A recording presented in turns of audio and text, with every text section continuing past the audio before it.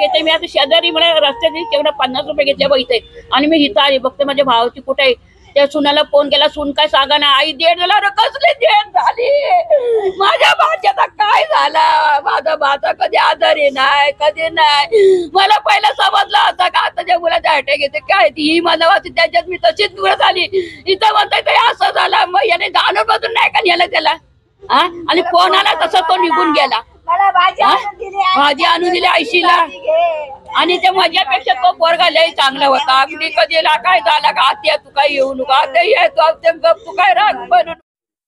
नमस्कार, आप देख रहे हैं टीवीपी न्यूज। एक घटना घटती है ग्लोबल सिटी विरार वेस्ट में, एसटीपी प्लांट में, सीवेज प्लांट में। वहां पे 4 तरुण लोग की मृत्यु हो जाती है और प्रशासन उस बात के लिए गंभीरता से कोई जवाब नहीं देता है।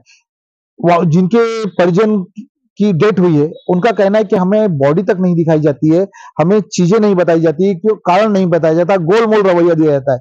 आज ऐसा क्या कारण है कि एक साथ में एसटीपी प्लांट में 4 तरुण यंग लड़कों की मृत्यु हो जाती है और उसका कोई कारण और कुछ उसका रीजन नहीं मिलता है। उनके घर वालों का आरोप है कि कहीं ना कहीं इसमें कोई कुछ ना कुछ सेफ्टी का कारण था, क्योंकि वहां पे सेफ्टी का कोई भी बंदोबस्त नहीं था। और एक नहीं, 2 नहीं, 3 नहीं, 4 तरुणों का मृत्यु होना ये बहुत बड़ा गंभीर विषय है। इसकी एकदम गंभीरता से एकदम उच्च स्तरीय जांच होनी चाहिए और जो घटना घटी इससे हमें एक सबक लेना चाहिए और दोबारा इस तरह की कोई घटना ना घटे, इस तरह से कोई दोबारा घटना घटे और हमें इसे प्रूफ करना चाहिए एकदम कि जैसे कि ये जो घटना घटी है इसके बाद हमारे जो भी तरुण वहां पे जो काम करेंगे, कर्मचारी काम करेंगे एसटीपी प्लांट में, उन्हें सेफ्टी मिली जाए। और ये निर्धारित प्रशासन को करना पड़ेगा, उच्च अधिकारियों को करना पड़ेगा कि इस तरह की घटना, देखिए किस तरह से परिजन रो रहे हैं, उनका आरोप है, क्या आरोप पे जांच होनी चाहिए, जो इसके दोषी हो उसे गंभीर से गंभीर सजा मिलनी चाहिए, गंभीर से धाराओं के तहत उन पर कार्रवाई होनी चाहिए और गंभीर से गंभीर सजा मिलनी चाहिए। इसी के साथ मैं अपने शब्दों को खत्म करूंगा। जय हिंद, जय महाराष्ट्र।